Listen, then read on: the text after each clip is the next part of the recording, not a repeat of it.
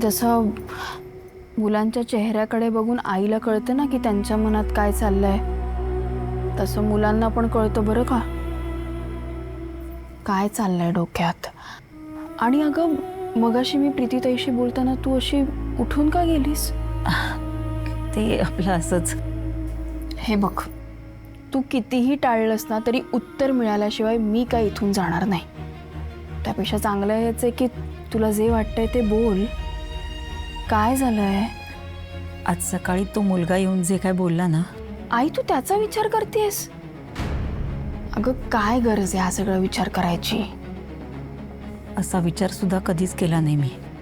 म्हणजे असं काही होऊ शकतं हे सुद्धा माझ्या डोक्यात आलं नाही. आई हे बघ, तू स्पष्ट बोल, काय झालंय? कसला विचार करतेस? ज्योती हे बघ, तूच म्हणालीस ना की त्याच्या कुटुंबातली बाकीची लोक चांगली आहेत, स्वभावानं भली माणसं आहेत, सुसंस्कृत आहेत. मग मी विचार केला. एक मिनिट थांब आई, एक शब्दही बोलू नकोस. तुला कळतंय तू काय बोलतेस? अगं तू आज बघितलं ना तो कसं बोलत होता, कसा वागत होता तो.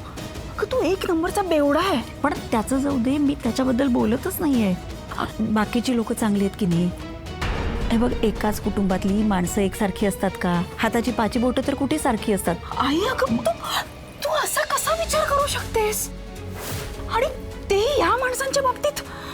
अगं लग्न काही खेळ आहे का? आणि प्रीतीताईला स्थळ आलं म्हणून तू कुठल्याही मुलाशी तिचं लग्न लावून देशील का? आई तू असा विचार तरी कसा करू शकतेस? तू चल माझ्यासोबत. तू इकडे ये. ऐकून घे. आई अगं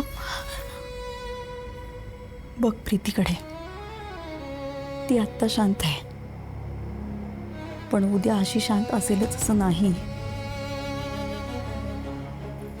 हे बघ, हे सगळं कागदांवर लिहिलं होतं आणि ते कागद भिंतींवर चिकटवले होते, खाली जमिनीवर पसरवले होते सगळीकडे. हे सगळं आत्ता ठीक वाटतंय अगं, पण प्रीती किती दिवस असं जगणार आहे?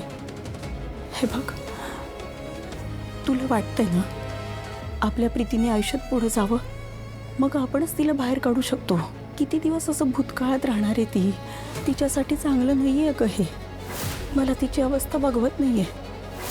आपण तिची मदत करायला हवी. आणि हे बघ ना, स्वतःहून एवढं चांगलं स्थळ आलंय की नाही, मग विचार करायला काय हरकत आहे? प्रीतीने बाहेर यायला हवं या सगळ्यातून.